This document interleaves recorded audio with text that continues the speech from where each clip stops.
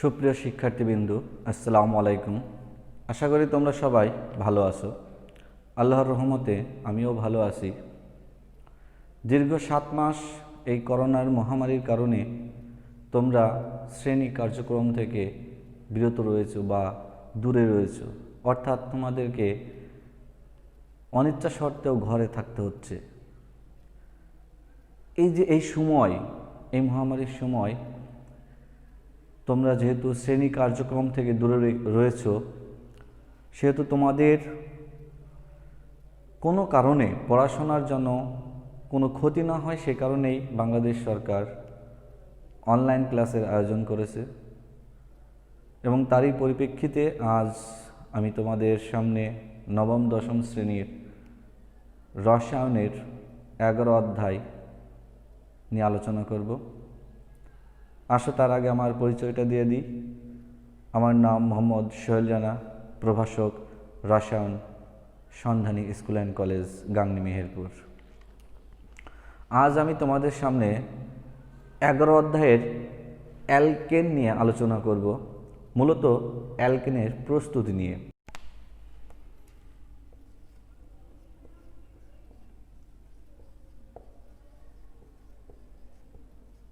আসলে অ্যালকেনের প্রস্তুতি বললে সাধারণভাবে বিভিন্ন প্রস্তুতি পাই। আসলে মোটামুটিভাবে 3টা, যেমন শিল্পক্ষেত্রে, সাধারণভাবে এবং ল্যাবরেটরিতে। আমরা এই 3 প্রকার যে পদ্ধতি, এই 3 পদ্ধতির অ্যালকেন প্রস্তুতি করতে পারি। অ্যালকেনের সাধারণ সংকেতটা কী ছিল? অ্যালকেনের সাধারণ সংকেত CnH2n+2, CnH2n+2। এখানে n হচ্ছে স্বাভাবিক সংখ্যা। আসলে এ নির্দেশ করে মিথ হবে না প্রোপ হবে না বিউট হবে, আসলে 1 2 3 4 এগুলো। যেমন আমি যদি বলি n সমান যদি 1 হয়, n সমান 1 হলে তাহলে আমি 1 বসাই দিই, C1H2 গুণ 1 + 2, অর্থাৎ আমরা বলতে পারি CH4, যেটার আমরা নাম দিয়েছিলাম, কি নাম দিয়েছিলাম? মিথেন। আমরা যখন নামকরণ নিয়ে আলোচনা করেছিলাম তখন আমরা এটা পেয়েছিলাম। এখন এই জায়গায় ছোট্ট একটা বিষয় আমি আলোচনা করব আজকে।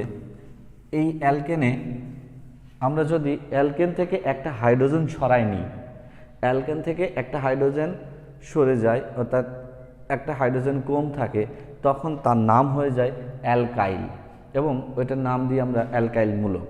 যেমন মনে করো আমি যদি n সমান 3 বসাই, তাহলে আমি কি পাবো? n সমান 3, তাহলে মিথেন, ইথেন, প্রোপেন, অর্থাৎ C3H2 গুণ 3 + 2 = C3H6 + 2, অর্থাৎ C3H8, যেটা সংকেত, এটার নাম কি? প্রোপেন। প্রোপেন থেকে যদি একটা হাইড্রোজেন অপসারণ করি, মাইনাস একটা হাইড্রোজেন অপসারণ করি, তাহলে আমি এখান থেকে কি পাবো? আমি পাবো C3H7, তাই না? এটাকে আমরা নাম দিচ্ছি একটা মূলক, এটার নাম দিয়েছি একটা মূলক, এবং এই মূলকের নাম দিয়েছিলাম কি? অ্যালকাইল মূলক, অ্যালকাইল মূলক। এবং এই অ্যালকাইল মূলককে আমরা কি দ্বারা প্রকাশ করি? অ্যালকাইল মূলককে আমরা বড় হাতের R দ্বারা প্রকাশ করি। ক্লিয়ার? আমরা যখন এই অ্যালকেনের প্রস্তুতি দেখব তখন কিন্তু আমাদের এই অ্যালকাইল মূলকের যে বিষয়টা এখানে সূত্রে আসবে, আমরা একটু সূত্র আকারে শিখব। তো অ্যালকেন প্রস্তুতির প্রথমে আসি শিল্পক্ষেত্রে। যেমন আমরা যদি বলি যে শিল্পক্ষেত্রে তো সাধারণত আমাদের যে রান্নার গ্যাস, যেখানে মিথেন প্রধান উপাদান, সেটা আমরা তো প্রস্তুত করে থাকি। তো কার্বনের অক্সাইড থেকে অ্যালকেন প্রস্তুত। এখন কার্বনের অক্সাইড কয়টি রয়েছে? কার্বনের অক্সাইড রয়েছে দুইটি, একটা CO আর একটি CO2। এই দুইটি অক্সাইড থেকেই আমরা অ্যালকেন প্রস্তুত করতে পারি। এই কার্বন মনোঅক্সাইডে কার্বনের যোজনী কত ব্যবহার করেছি আমরা? কার্বন মনোঅক্সাইডে কার্বনের যে যোজনী সেটা ব্যবহার করেছি আমরা 2, এবং কার্বন ডাইঅক্সাইডে কার্বনের যোজনী ব্যবহার হয়েছে 4। এখন এই কার্বন মনোঅক্সাইড ও কার্বন ডাইঅক্সাইডকে যদি নিকেল প্রভাবকের উপস্থিতিতে 250 ডিগ্রি সেলসিয়াস তাপমাত্রায় উত্তপ্ত করি, তবে এরা হাইড্রোজেনের সাথে বিক্রিয়া করে মিথেন ও পানি উৎপন্ন করে, অর্থাৎ অ্যালকেন ও পানি উৎপন্ন করে। যদি আমরা কি বলছিলাম যে নিকেল প্রভাবকের উপস্থিতিতে 250 ডিগ্রি সেলসিয়াস তাপমাত্রায়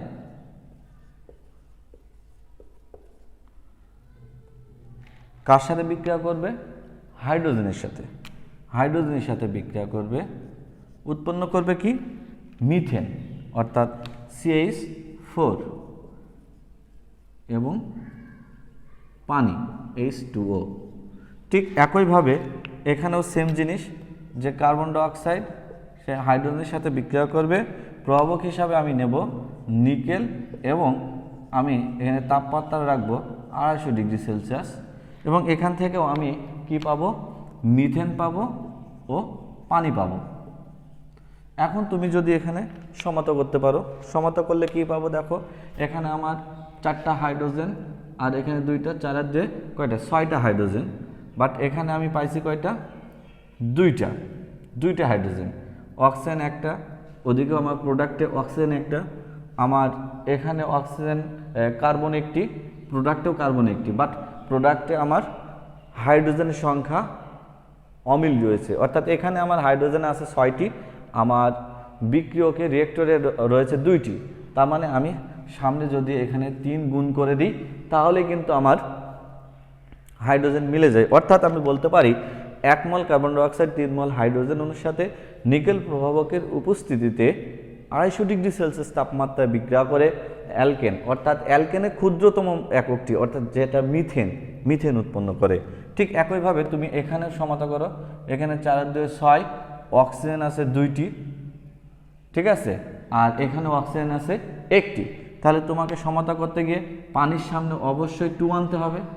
2 নিয়ে আসলে তোমার এই ক্ষেত্রে হাইড্রোজেন হয়ে গেল কয়টি? 4টি, 4 আর 4 8টি, অর্থাৎ তুমি এইটাতে প্রোডাক্টে 8টি হাইড্রোজেন পাচ্ছ, অক্সিজেন 2টি। তার মানে তুমি এই ক্ষেত্রে এই হাইড্রোজেনের সামনে 4 নেবা, অর্থাৎ এখানে এই বিক্রিয়াতে একটি সমতাকরণের প্রক্রিয়াও এখানে কাজ করে। ক্লিয়ার? আমরা এটা একটা প্রক্রিয়া পেলাম। এই প্রক্রিয়ায় শুধুমাত্র এই মিথেন প্রস্তুতি সম্ভব, অর্থাৎ অ্যালকেনের ক্ষুদ্রতম এককটাই হচ্ছে মিথেন, তারপরে ইথেন, তারপরে প্রোপেন, তারপরে বিউটেন। তো এইভাবে ধারাবাহিকভাবে উচ্চ দিকে যাবে, কিন্তু সব থেকে নিচের যে বিষয়টা হচ্ছে সেটা মিথেন, সবচেয়ে ছোট অ্যালকেন যেটা মিথেন। আমি এই বিক্রিয়ার মাধ্যমে শুধুমাত্র মিথেনকেই পেতে পারি, এখান থেকে ইথেন, প্রোপেন এগুলো পাওয়া সম্ভব নয়। ঠিক আছে, এখন যদি আমরা যাই পরের ধাপে বলছি যে অসম্পৃক্ত হাইড্রোকার্বন থেকে আমার সম্পৃক্ত হাইড্রোকার্বন প্রস্তুত। অর্থাৎ অসম্পৃক্ত হাইড্রোকার্বন বলতে আমি যেটা বুঝি যে সকল হাইড্রোকার্বনে কার্বন কার্বন দ্বিবন্ধন অথবা ত্রিবন্ধন উপস্থিত থাকে তাদেরকে বলা হয় অসম্পৃক্ত হাইড্রোকার্বন। আমরা এখন এখানে অসম্পৃক্ত হাইড্রোকার্বন নিয়ে একটু আলোচনা করি। প্রথমেই এটা একটু মুছে দিলাম। যেমন যদি কার্বন কার্বন দ্বিবন্ধনের কথা বলি, যেখানে কার্বন কার্বন দ্বিবন্ধন থাকবে,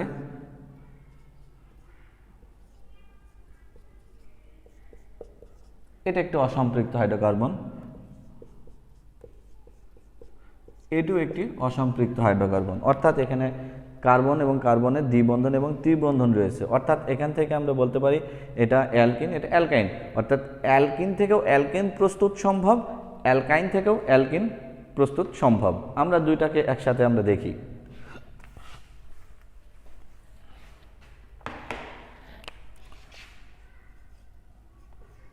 অ্যালকিন হতে অ্যালকেন প্রস্তুত। অ্যালকিন আমি যদি তার একটা ফর্ম দিই, সেই ফর্মটা হবে কি bond CH double bond CH2, এটা অ্যালকাইলমূলক এখানে। আর আমি প্রথমেই বলেছিলাম যদি আমি অ্যালকেনটা মিথেন নিই, মিথেন থেকে একটা হাইড্রোজেন মনে করো আমি অপসারণ করলাম, তাহলে আমি এখানে কি পাবো, আমি এখানে পাবো CH3 বন্ড CH3, আমি এইটা পাবো। আমি এটাকে কিন্তু তখন বলছিলাম এটা একটি অ্যালকাইলমূলক আর বন্ড, এভাবে বলছিলাম। তা আমি এখানে আর এর জায়গায় কিন্তু এখানে CH3 বসাতে পারি।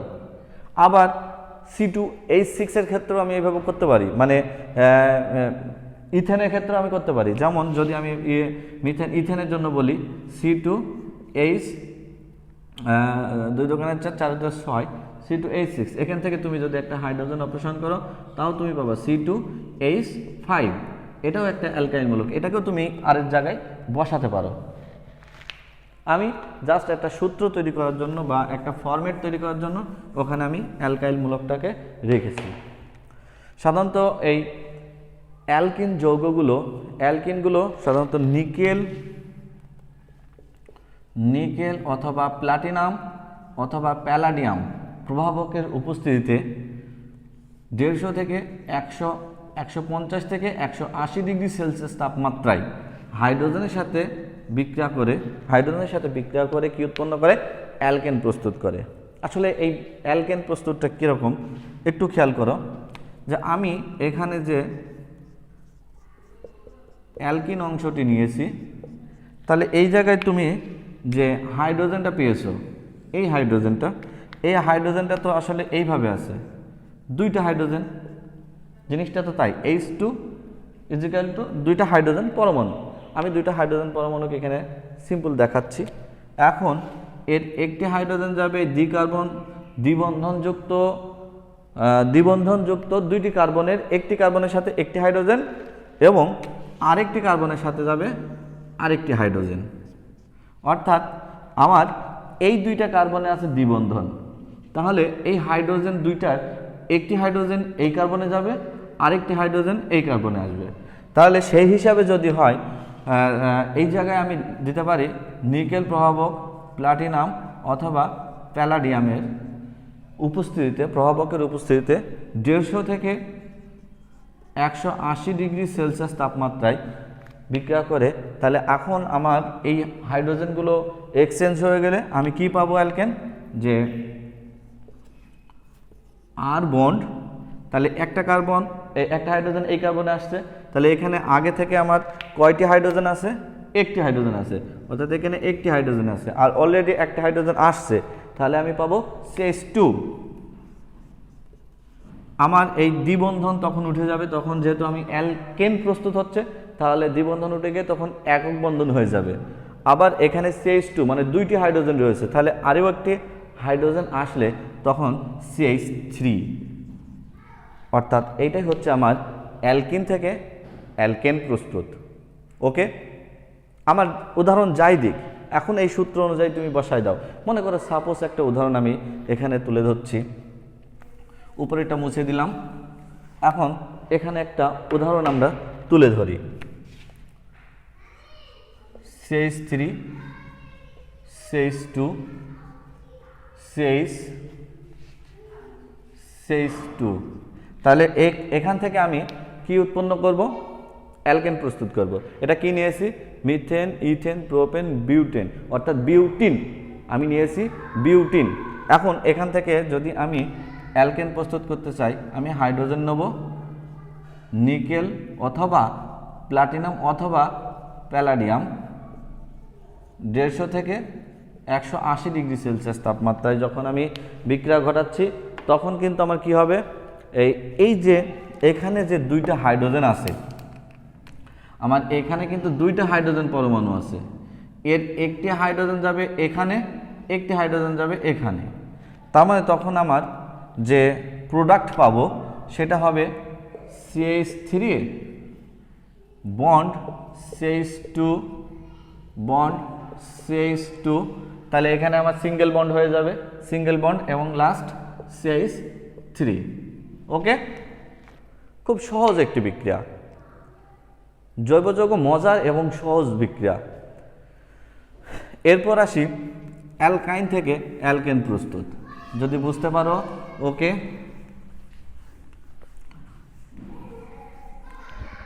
অ্যালকাইন থেকে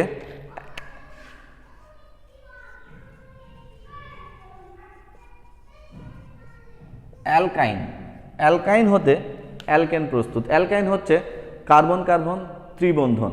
এখানেও আমি অ্যালকিন থেকে যেভাবে অ্যালকাইন করলাম, এখানেও সেম সেটাই ঘটবে আর কি। আর বন্ড সি 1 2 3 6।